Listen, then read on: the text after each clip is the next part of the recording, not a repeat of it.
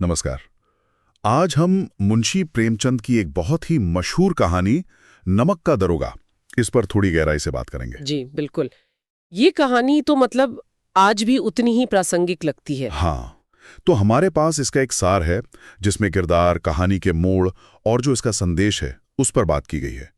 कोशिश रहेगी कि कहानी का जो मुख्य संघर्ष है ना, ईमानदारी और जो उस वक्त की व्यवस्था थी, हाँ, जो भ्रष्टाचार था। बिल्कुल, उसको और उसके गहरे मतलब को समझें। तो कहानी का जो बैकग्राउंड है वो उस समय का है जब नमक पर सरकार ने मतलब ब्रिटिश सरकार ने भारी टैक्स लगा रखा था। हाँ, और इस वजह से उसकी तस्करी, उसका अवैध व्यापार बहुत होता था।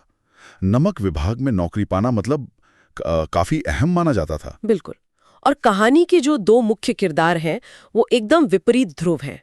एक तरफ है मुंशी वंशीधर, पढ़े लिखे हैं, गरीब घर से हैं, पर ईमानदार, उसूलों के पक्के। हाँ, और दूसरी तरफ है पंडित अलोपीदीन, इलाके के सबसे अमीर, सबसे प्रभावशाली जमींदार और व्यापारी, ठीक है।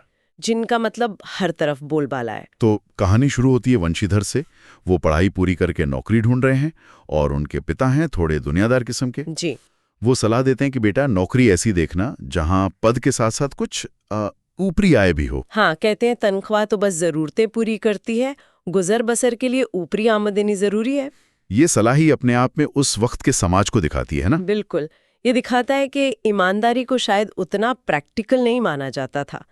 पर मजे की बात देखिए, वंशीधर को नौकरी मिलती भी है तो कहाँ? नमक विभाग में। दरोगा के पद पर। हाँ, दरोगा के पद पर।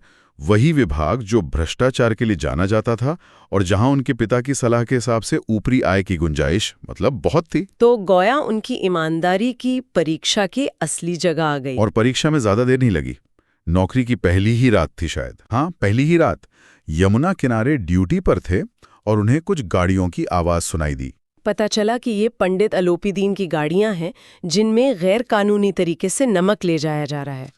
अलोपीदीन को लगा होगा ये नया लड़का है, दरोगा बना है, इसे क्या पता, पैसे से खरीद लेंगे। बिल्कुल। उन्होंने वंशीधर को अच्छी खासी रिश्वत देने की कोशिश की। 40,000 तक की बात हुई थी शायद। हाँ, उस जमाने में 40,000 बहुत बड़ी रकम थी। जी। अलोपीदीन को पूरा भरोसा था। उन्हें लगता था पैसा, लक्ष्मी जी, उनके आगे कौन टिकेगा भला। वो वंशीधर से कहते भी हैं कुछ ऐसा कि हम ब्राह्मण हैं, हमारी कृपा। हाँ, पर वंशीधर पर न पैसे का असर हुआ न उनके रुतबे का। वो अपनी ड्यूटी पर एकदम अड़े रहे। ये वाकई बड़ी हिम्मत की बात थी। सोचिए, पिता की सलाह एक तरफ, समाज का दस्तूर दूसरी तरफ, और सामने इतना बड़ा आदमी। और वंशीधर ने हुक्म दे दिया कि पंडित अलोपीदीन को गिरफ्तार किया जाए। बड़ा नाटकीय क्षण रहा होगा वो। बहुत।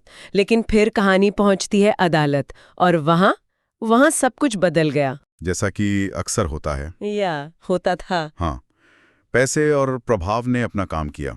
वकील, गवाह, सरकारी अफसर सब अलोपीदीन के पक्ष में हो गए। सबूत वंशीधर के खिलाफ बना दिए गए। नतीजा, पंडित अलोपीदीन तो बाइज्जत बरी हो गए। और वंशीधर, जिसने ईमानदारी दिखाई थी, उसका क्या हुआ? उसका अरे इनाम मिलना तो दूर, उन्हें नौकरी से हाथ धोना पड़ा। अच्छा। हाँ, उन पर आरोप लगा दिया कि उन्होंने लापरवाही की, समझदारी से काम नहीं लिया।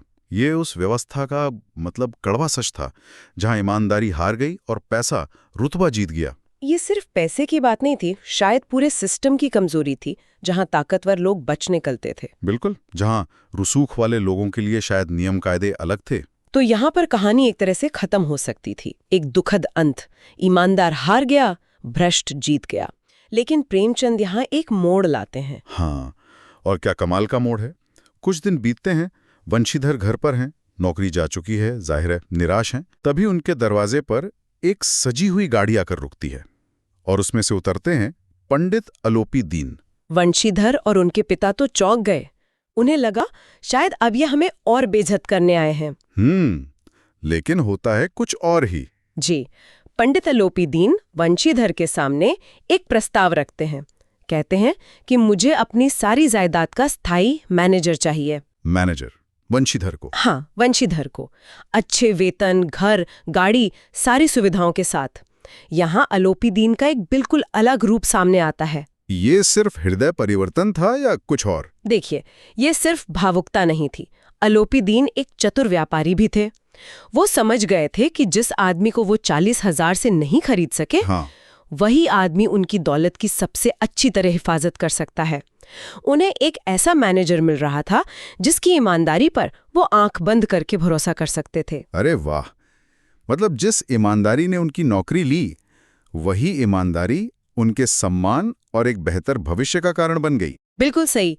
ये दिखाता है कि अलोपीय भले ही उस भ्रष्ट सिस्टम का हिस्सा थे, लेकिन उनमें गुण पहचानने की क्षमता थी। उन्होंने वंशीधर की कर्तव्य निष्ठा, उनकी हिम्मत में वो मूल्य देखा जो पैसे से कहीं बढ़कर था। अगर हम इसे थोड़ा बड़े नजरिए से देखें तो कहानी यही कहती है कि ईमानदारी की चमक हो सकता है कुछ देर के लिए दब जाए, हाँ, परेशानियां झेलनी पड़े, पर आखिरकार समाज में उसकी कद्र होती है। और कभी कभी यह कद्र ऐसी जगह से आती है जिसकी उम्मीद भी नहीं होती। तो सार यही है कि सच और धर्म का रास्ता मुश्किल भले हो, पर उसकी नींव मजबूत होती है। जैसा कि कहते हैं ना, एक ईमानदार इंसान की पहचान और कीमत देर सवेरे जरूर पता चलती है। जी, वंशीधर का चरित्र हमें यही सिखाता है। और ये कहानी आज भी हमें सोचने पर मजबूर करती है। बिल्कुल। आज के समय में जहां शायद भ्रष्टाचार के रूप बदल गए हैं, समाज का दबाव अलग तरह का है, क्या वंशीधर जैसी ईमानदारी को आज भी ऐसी ही चुनौतियों का सामना करना पड़ता होगा? या क्या आज के अलोपी दीन जैसे लोग ईमानदारी को एक गुण की तरह पहचान भी पाते हैं, या उसे सिर्फ एक रुकावट समझते हैं? हाँ, ये सवाल आज भी उतना ही मौजू है। इस पर सोचना वाकई दिलचस्प होगा।